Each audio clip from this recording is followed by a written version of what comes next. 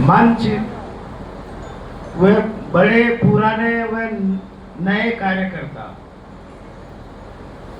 Party ने एक बहुत ही सोच समझकर ये प्रोग्राम किया है।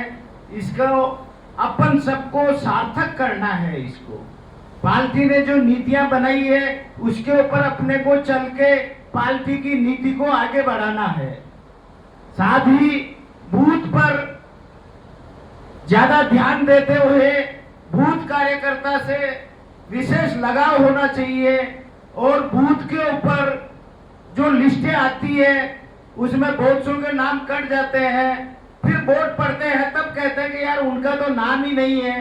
तो ये परीक्षण अपने कार्यकर्ता को होना चाहिए। वोटिंग लिस्ट आने से पहले उसको चेक करके कि भाई कौन कार्यकर्ता अपना नाम नहीं है उसका नाम जुड़वावे। ये बहुत ही विशेष बात। पहले चुनाव में भी हमने यहाँ कम से कम 200-300 वोट हमारे कटे थे और फिर दोष लगता है कि उस पार्टी के कार्यकर्ता ने वोट नहीं दिलाए। ये बहुत सोचने समझने की बात है। और घोटड़ी का चुनाव एक सामान्य चुनाव नहीं है, सामान्य चुनाव नहीं है। यहाँ पर कोई नेता नहीं है, लीडर नहीं है, यह कार्यकर्ताओं की टीम है और कार्यकर्ताओं की टीम के बूथ पे बल पे ही आज कोटड़ी में जो स्थिति लाई है उसका श्रेय सिर्फ बीजेपी के कार्यकर्ताओं को जाता है। कार्यकर्ताओं में मैं नाम लेना चाहूंगा पूर्व सरपंच साहब श्रीमान रामस्वरूप जी मुंदड़ा। उनकी प्रेरणा, मार्गदर्शन हम कभी भूला नहीं सकते हैं। साथ ही उनके साथ सत्यनारायण जी लोढ़ा, उन्होंने भी पार्टी के कर्मठ नीम के पत्थर है। साथ ही हिम्मत जी डागा, उनको कोटड़ी के इतिहास में कभी भुलाया नहीं जा सकेगा। मैं उनको हृदय से उन सब का आभार प्रकट करता हूं कि आपने जो मार्गदर्शन दिया और पार्टी के कार्यकर्ताओं को आगे बढ़ाया। आज कोटड़ी की रूपरेखा आप देख रहे हो। साथ ही मैं ज्यादा न बोलता हुआ, देश में राज आने में 70 साल लगे हैं। 70 साल लगना कि पहले सोशल मीडिया नहीं थी, समाचार एक दूसरे को ज्ञात नहीं होता था। दिल्ली में क्या हो रहा है, जयपुर में क्या हो रहा है, किसी को मालूम नहीं होती थी।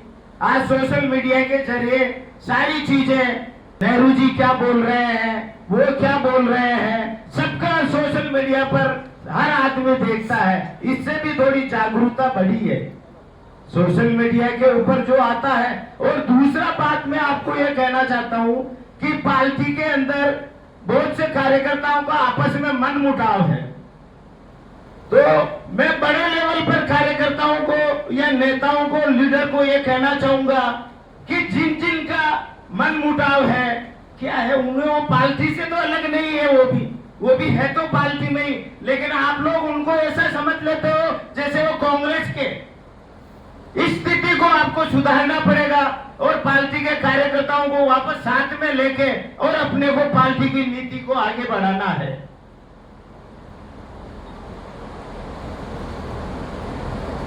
जीत में तो, राज में तो सब आ जाते हैं कार्यकर्ता पद लेने के लिए, दूसरे लेने के लिए, लेकिन हार में जो कार्यकर्ता है मैं उसको सही कार्यकर्ता उसको मानता हूं कि जो हार में भी, जैसे लोकसभा चुनाव पहले होते थे, बहुत से कैंडिडेट ही नहीं मिलते थे। विधानसभा में, लोकसभा में कांग्रेस के विरोध कैंडिडेट नहीं मिलते थे। आज अपन ये परीक्षण शिविर की मीटिंग कर रहे हैं, ऐसे परीक्षण शिविर की मीटिंग भी नहीं कर सकते थे। कांग्रेस का इतना आतंक था उस समय में। मैं जिले में प्रथम आदमी अर्जुन लाल शेषानी जी को याद करना चाहूंगा कि उन्होंने हार में भी कम से कम 20 बार पार्टी का टिकट लेकर चुनाव लड़ा और अपनी जेब से पैसा खर्च किया। आज तो पार्टियों के पास पैसा आता है, उस जमाने में तो पार्टियों के पास पैसा भी नहीं था, सब अपनी जेब से पैसा खर्च के लड़े थे। और दूसरे नंबर पर मैं याद करना चाहूंगा काचोला से कान सिंह जी ओसवाल। उन्होंने भी मांडलगढ़ विधानसभा में जब भी हार का टिकट आया उन्होंने कभी ना नहीं किया कि मैं नहीं खड़ाऊंगा, मैं खड़ाऊंगा साहब। ऐसे कार्यकर्ताओं को आप लोगों को सीखना चाहिए कि उन्होंने कितनी हारें झेली, उसके बाद भी उन्होंने पार्टी नहीं छोड़ी और पार्टी के लिए आज भी कहीं भी आप उनको बुलाओ आधी रात के तैयार हैं। अंत में मैं ज्यादा न बोलता हुआ आप सब लोग ये परीक्षण शिविर में पधारे, मैं आप सबका दिल से अभिनंदन आभार प्रकट करता हूं कि आप सब लोग आकर इस कार्यक्रम को सफल बनाया और बना रहे हो। लेकिन वास्तविकता सफलता जब होगी जब आप इससे परीक्षण लेके फील्ड में जाके और कार्यकर्ताओं को और मन मुटाव के आदमियों को सबको साथ में लेके आगे बढ़ोगे, तब इसका परीक्षण का वास्तविक सफल आयोजन माना जाएगा। और साथ ही आपने जो उद्बोधन दिया उसका मैं हृदय से अभिनंदन करता हूं, आभार प्रकट करता हूं कि आप समय समय पर आकर हमारा मार्गदर्शन करते रहे, आपका ओजस्वी भाषण हमें सुनने को मिले और हमें मार्ग मिले। बहुत बहुत धन्यवाद।